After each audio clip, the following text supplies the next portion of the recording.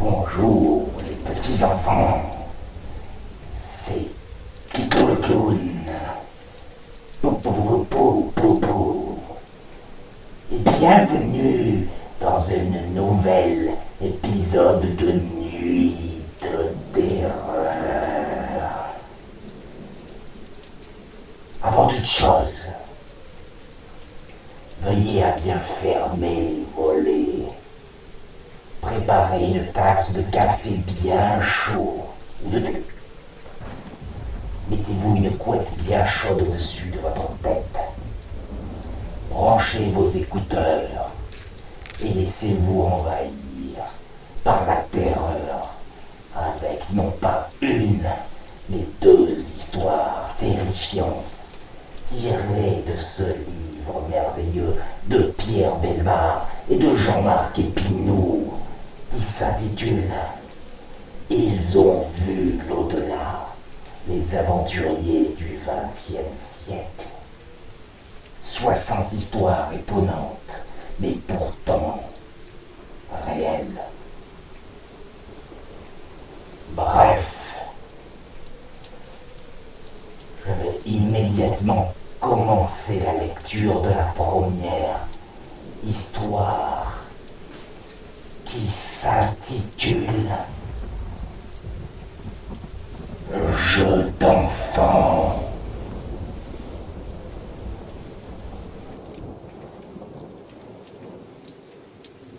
Jeu d'enfant. Moira, veux-tu aller me chercher mon chapeau de paille vert dans ma chambre? Gina vient de s'adresser à sa cousine Moira. Elle est bien plus âgée que Moira, 7 ans de plus. Elle a 16 ans et Moira 9 seulement. Moira, tu m'entends? Aucune réponse. Moira n'est plus là. Mais si, la voilà qui sort de la maison. Elle tient le chapeau de paille vert de Gina à la main. C'est quand même étrange. Elle est partie avant même que sa cousine ne lui demande et elle revient justement avec le chapeau de paille vert. Pas le rose, ni le bleu, ni le blanc, le vert. Merci mon chou. Mais comment as-tu su que je voulais mon chapeau vert? Je sais pas, j'ai deviné que tu allais me le demander.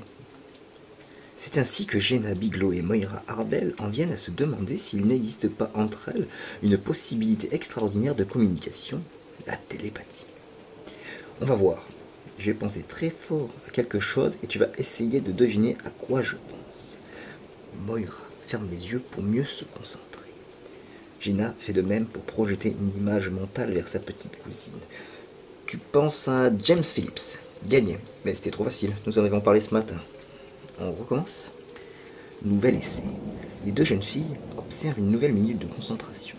Je vois le perroquet de tante Karine. Tout juste, c'est formidable. On va essayer dans l'autre sens. Cette fois, c'est Moira, la plus jeune, qui se concentre pour lancer une image mentale vers l'esprit de sa cousine Gina. Gina, qui après un court instant lance « Je vois les confitures de groseilles dans le placard. » Oui, c'est ça, ça me donne faim. Les deux cousines décident d'aller voir si les confitures de groseilles sont toujours aussi bonnes. Bientôt, hélas, les deux cousines sont séparées.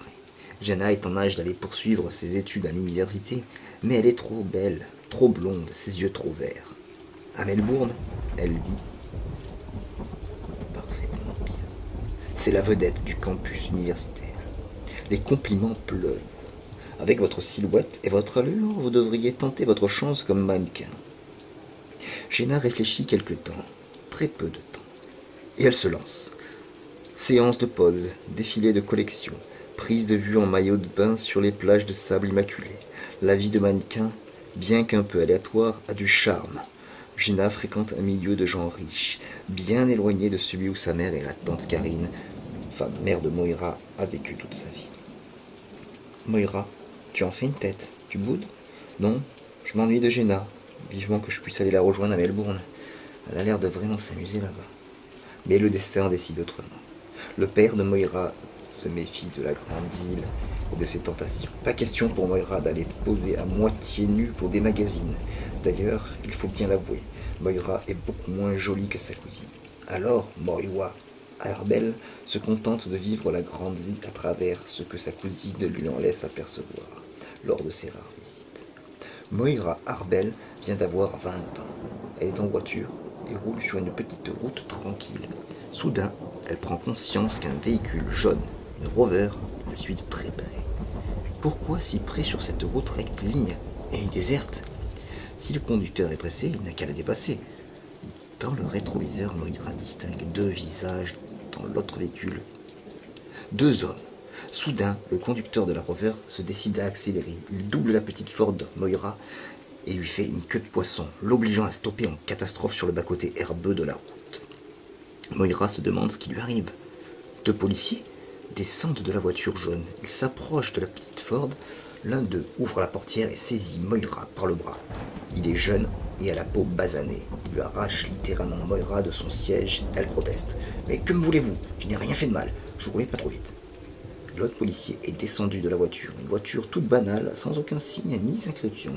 Il rejoint son collègue qui maintient Moira fermement. « Vous êtes bien Jenna Bigelow ?»« Mais non, je ne suis pas Jenna Bigelow. Je suis sa cousine Moira Arbel. Que me voulez-vous » On dirait que les deux hommes n'ont pas entendu ce que Moira vient de leur crier.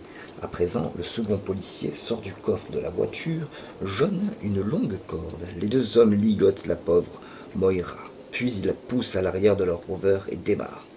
Moira, bâillonnée, gémit, mais aucun mot n'est intelligible. Elle essaye de demander « Mais qu'est-ce que vous me voulez ?» La voiture jaune s'arrête enfin près d'un lac. Personne n'a raison. Au loin, sur l'autre rive, une maison blanche qui semble déserte. Le soleil se couche.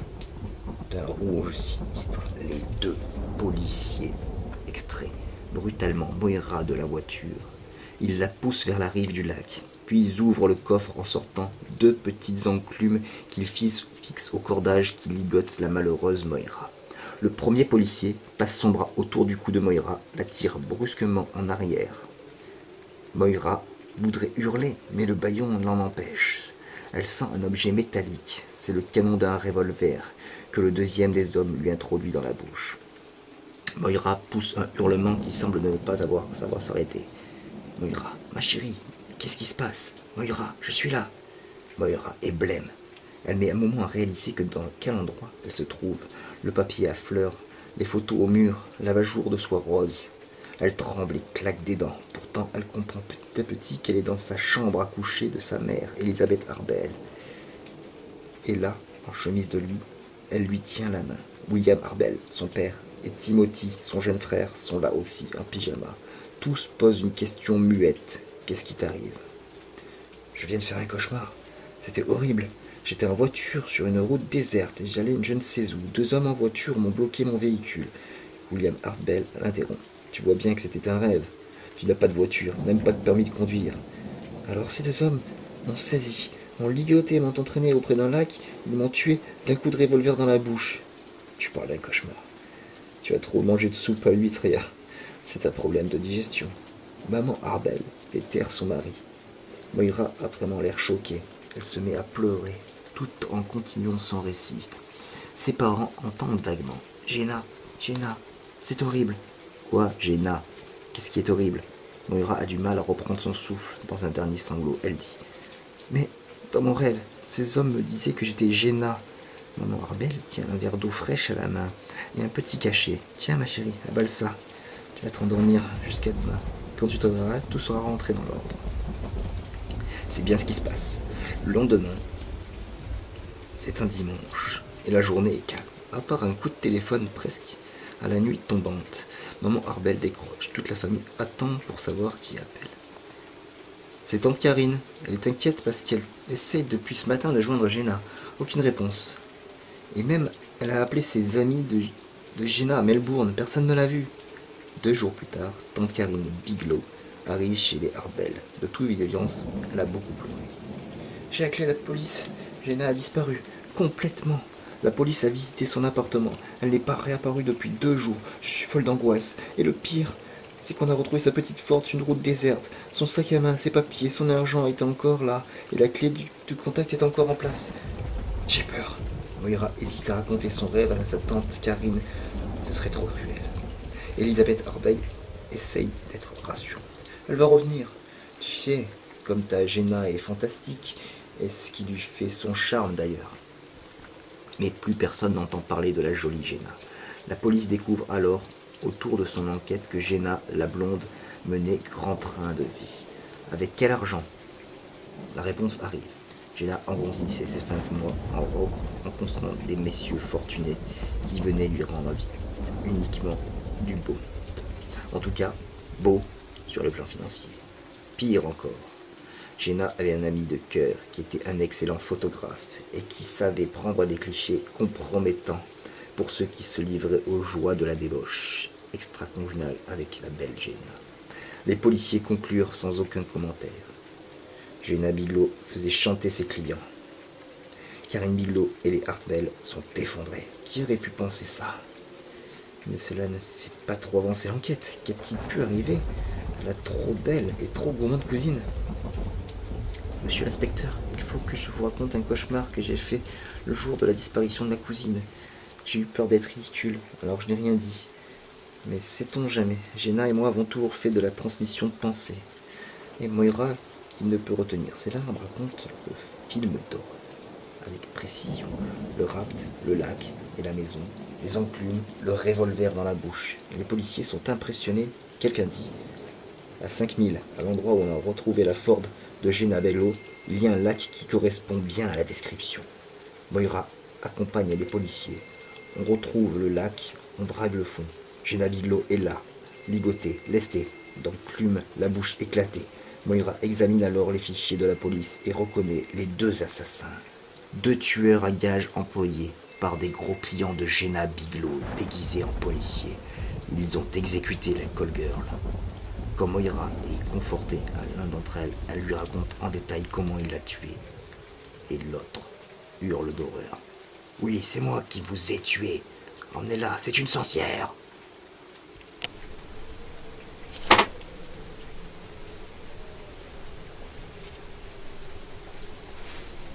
Voilà. J'espère bien que cette petite histoire vous a appris qu'il ne faut pas forcément vouloir lire dans les pensées des autres, mais peut-être se concentrer sur les siennes. Ça vous évitera de faire d'horribles cauchemars. Bref. Préparez-vous donc une autre tasse de tisane bien chaude et préparez-vous à l'effroi total pour la seconde histoire de ce livre qui s'intitule Les cailloux volants.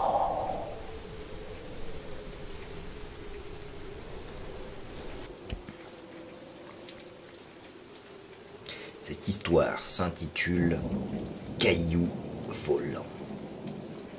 Aujourd'hui, rien à signaler au Pain d'Or, la clinique du docteur Milado au bord de l'Atlantique. L'établissement est calme. Comment en serait-il autrement? La cinquantaine de malades qui séjournent ici, pour la plupart immobilisés sur leur lit ou, dans le meilleur des cas, assis dans leur voiturette que les infirmières déplacent au gré des besoins de la météorologie. Ce matin, le docteur Milado a rassemblé dans la salle à manger le personnel et des malades qui peuvent se déplacer. Il annonce: « Mes chers amis, je vous ai réunis pour vous faire part d'une nouvelle importante. Des circonstances indépendantes de ma volonté m'obligent à vendre la clinique des Bains d'Or. C'est chose faite. La clinique sera fermée à la date du 30 septembre prochain. Bien sûr, nous ferons tout pour le reclassement du personnel dans d'autres établissements de la région. Quant aux malades, ils seront, si besoin, et installés dans l'autre aile de la clinique de la même catégorie. » Malades et personnel accueillent la nouvelle sans enthousiasme. Voilà 30 ans que la clinique du docteur Milado fonctionnait. Sa réputation n'était plus à faire. Et tous les lits étaient occupés en permanence. C'est la fin d'une époque. Il faut s'y résoudre. Quelques heures plus tard, un malade reçoit un caillou qui tombe près de sa voiture. « Qui m'a envoyé ça ?» Personne ne répond à la question. Le malade Hervé de White est bien incapable de bouger pour voir où se cache le plaisantin qui vient de lui expédier ce tout petit caillou sur le nez. Aussi décide-t-il d'ignorer la chose et de se rendormir au soleil sur la terrasse qui donne vers la mer. Encore ? Qui est-ce qui fait ça ? Un second caillou vient d'effleurer le nez d'Hervé. Lui aussi est tombé sur le dallage de la terrasse. Celui ou celle qui se livre à ce petit jeu, pense Hervé, n'est pas très malin. Quelle idée de jeter des cailloux sur un malade qui peut à peine bouger. Quand l'infirmière vient pour l'emmener jusqu'à la salle à manger commune, il s'en plaint. « Quelqu'un m'a acheté des cailloux. Je n'ai pas pu voir d'où ça venait. J'ai eu l'impression que ça venait du toit. Ce n'est pas très drôle. » L'infirmière regarde Hervé. Elle est perplexe et dit enfin « Vous aussi, vous avez reçu des cailloux ? C'est bizarre, monsieur l'hameçon. C'était sur l'autre terrasse. Eh bien, elle aussi vient de me dire qu'on lui avait jeté des cailloux. Et effectivement, il y avait des cailloux autour de sa chaise, et même que certains étaient plutôt importants. Elle aurait pu être blessée. » Elle a été blessée ? Non, absolument pas. Mais elle a nettement ressenti le choc des cailloux. Ou plutôt, pas un choc, une sorte de frôlement. Dites donc, monsieur de White, vous ne seriez pas en train de nous monter en bateau, vous et madame l'hameçon ? Aujourd'hui, on est le 1er avril, hein. Cette histoire de cailloux volants, c'est un peu suspect. Enfin, mademoiselle Isabelle, où est-ce que j'aurais pu me les procurer, ces cailloux, à votre avis ? Et madame l'hameçon, elle était allergique ? Vous la voyez en train de ramasser des cailloux ? Et où devrait-elle cacher ? Isabelle, réfléchis. Oh, je ne sais pas, il suffit qu'un malade ou une malade valide les ait ramassés dans le parc ou sur la plage. Vous savez, il y en a qui s'amusent à rien. Mais à partir de ce premier incident, presque chaque jour, des cailloux continuent d'atterrir sur les malades, surtout sur ceux qui sont en train de se reposer en plein air. Non seulement M. de White et Mme l'hameçon, mais encore une vingtaine d'autres, et la grande majorité de ces malades sont presque entièrement immobilisés. Ces événements bizarres sont signalés au docteur Milado. Qu'est-ce que c'est que cette histoire de cailloux ? Ce sont peut-être des oiseaux qui grattent les tuiles du toit et qui cherchent des insectes. Nous avons remarqué, docteur, que la personne qui reçoit le plus de cailloux, c'est Béatrice. Béatrice est une malade traitée pour des troubles affectifs. Elle est jolie, charmante, elle marche normalement, mais une enfance malheureuse en a fait une être qui ne possède aucune confiance en soi. Voilà 10 ans qu'elle est mariée, elle se désespère car elle n'a pas donné d'enfant au mari qu'elle adore. Le docteur Milano la convoque et lui fait les gros yeux. Il essaye de lui faire avouer qu'elle se livre à une farce comme toute innocente, mais Béatrice nie toute responsabilité dans la chute des cailloux. Docteur, je vous assure que je n'y suis pour rien. C'est vrai, des cailloux semblent me poursuivre. J'ai pensé qu'il s'agit d'un infirmier qui voulait me faire des niches, mais je n'ai jamais vu personne, même quand les cailloux me frappent dans les couloirs de la clinique ou dans ma chambre. Le 31 juillet 1964, Béatrice, remise de ses complexes, quitte définitivement la clinique des Pins d'Or. Mais le mystère et effaceur reste invisible. Il continue à bombarder les autres malades. Béatrice est immédiatement remplacée par une autre jeune femme, Charlotte Versant. Elle aussi charmante et juvénile. Et c'est désormais Charlotte qui semble la cible préférée du lanceur de cailloux. Surtout quand elle se trouve à l'extérieur du bâtiment. On remarque un détail. Si des cailloux de plus en plus nombreux et de plus en plus volumineux viennent atterrir sur le lit d'autres malades, c'est régulier. Charlotte apparaît dans les 10 minutes qui suivent. Le docteur Milado convoque Charlotte et lui dit à peu près le même langage qu'à Béatrice, mais Charlotte reste très évasive. Je ne comprends pas. Oui, c'est un peu agaçant ce lanceur de cailloux. Ce qui est le plus agaçant encore, c'est que tout cela reste complètement illogique. Le docteur Milado a demandé au personnel et aux malades de rassembler un maximum de détails concernant le jet de pierre, et ces détails, on ne peut plus troublants. Les bombardements sont devenus si intenses qu'il faut rentrer précipitamment les chaises roulantes des malades qui semblent visées. Docteur, c'est invraisemblable, mais ceci, les cailloux semblent être jetés depuis la nouvelle chambre du bâtiment vide.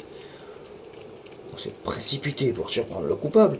Or, les chambres étaient toutes fermées à clé, et aucune fenêtre n'était ouverte, même que certaines étaient bloquées par la peinture fraîche. Le docteur Milado est de plus en plus perplexe, d'autant qu'il faut bien admettre que personne n'a été blessé, ce qui est surprenant étant donné la taille des projectiles. En plus, certains malades bombardés se trouvaient dans des angles morts complètement hors d'atteinte d'un tiers tireur, même le plus habile. Il se demande un moment si on n'essaye pas de faire baisser la valeur de sa clinique. Il craint surtout qu'un de ces malades ne finisse par être blessé par un caillou volant. Il n'a pas lieu de se tergiverser. Il ne lui reste plus qu'à aller porter plainte à la gendarmerie. Le brigadier qui reçoit sa plainte ouvre de grands yeux, plus qu'étonné. Il faut toute la persuasion du docteur, honorablement connu depuis longtemps, pour qu'on accepte d'envoyer sa plainte à une petite équipe d'enquêteurs. Il en ressort que Charlotte semble être le noyau magnétique de ces chutes de pierre. À nouveau, elle nie absolument en être responsable. D'ailleurs, il apparaît qu'elle ne pourrait pas organiser ces bombardements, ou alors elle aurait besoin d'une foule de complices en dehors de la clinique. Or, Charlotte n'a aucun contact avec l'intérieur. La jeune femme a quant à même un aveu à faire. C'est bizarre. Quand les cailloux tombent sur quelqu'un d'autre, je me sens mieux. Je suis de meilleure humeur. Parfois, je ne sais pas ce qui s'est produit, mais j'éprouve une sensation de bien-être. Et dans le quart d'heure qui suit, j'apprends qu'il y a une nouvelle chute de cailloux. Un jour, Cyril Porteret, un malade de 35 ans, se trouve la cible du bombardement. Les cailloux tombent drus sur la couverture qui recouvre ses jambes paralysées. Certains semblent peser presque de 300 grammes, mais aucun ne le blesse. Aucun ne lui provoque la moindre douleur. Il arrive à toute vitesse, mais ralentissant au moment de l'impact. C'est incompréhensible. C'est fascinant. Ce serait presque amusant, mais Cyril trouve ça horripilant. Alors il pousse ce qu'on appelle un coup de gueule. Il en a marre de toutes ces bêtises. Quel est l'imbécile qui passe son temps à nous harceler? Il ne peut pas s'arrêter un moment. Aussitôt, le bombardement cesse pendant une demi-heure. Puis à nouveau, un caillou arrive sur les genoux de Cyril. Un tout petit qui tombe avec un léger mouvement de caresse, comme pour demander pardon. En tout cas, ce caillou, comme tous les autres, arrive bien de nulle part. Après bien des hésitations, le docteur Milado se décide à alerter un de ses amis, Igor Chambure, médecin lui aussi, mais passionné par les phénomènes parapsychiques, qui profite de ses vacances pour venir s'installer à la clinique des Pins d'Or. Après avoir examiné les notes qui constituent le rapport des malades et du personnel, M. Chambure décide d'interroger Charlotte. Celle-ci se révèle être une personne somme toute assez banale. Elle avoue qu'elle ne se trouve pas vraiment jolie, qu'elle attend le moment du grand amour, qu'elle rêve un jour et une nuit, comme toutes les jeunes filles de son âge. J'aime bien qu'on s'occupe de moi, mais je ne veux pas me marier, ni d'avoir d'enfant, juste aimer quelqu'un sans passer devant le maire ni le curé. Igor Chambure ne peut rien en conclure. Or, à partir de ce jour-là, les chutes de cailloux se font extrêmement rares. Seulement, une nuit, vers 3 heures du matin, M. Chambure, qui occupe une chambre voisine de celle de Charlotte, est brutalement réveillé par un coup sur sa porte. Un choc très puissant comme un coup de poing. Presque aussitôt, un deuxième coup vient ébranler la porte, puis un troisième, et ainsi de suite. 6 coups à la file, séparés par des intervalles de 6 secondes environ.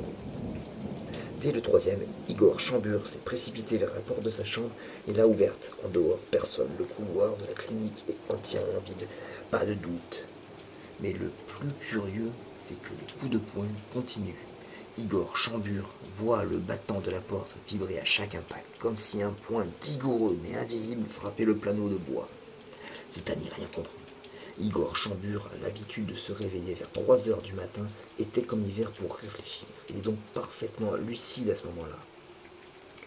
Rien ne viendra éclaircir ce mystère. C'est peut-être Charlotte qui soit l'auteur de ces bombardements sans que personne n'en ait pu l'apprendre. Alors, qui peut être le fondateur de la clinique? Il n'est pas mort depuis longtemps et furieux de le voir vendre son établissement.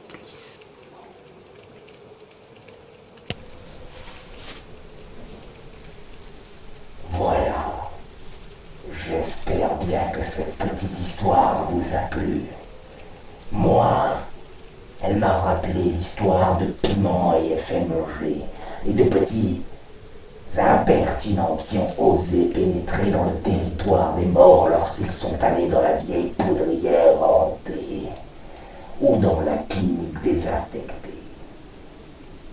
Ils ont osé troubler le repos des morts et se sont fait lapider. Ils s'en souviendront tout ce qui leur reste de leur misérable existence.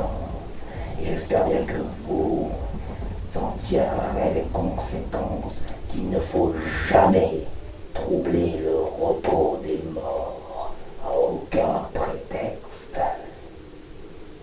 Sans ça, les gens comme moi, Clicquot le fantôme clown, ou tous les autres, nous reviendrons de l'enfer pour vous hanter. Réfléchissez-y attentivement. Ne troublez pas le repos des morts. Bref, moi je vous laisse méditer sur votre misérable existence. Passez une mauvaise nuit et à bientôt pour un autre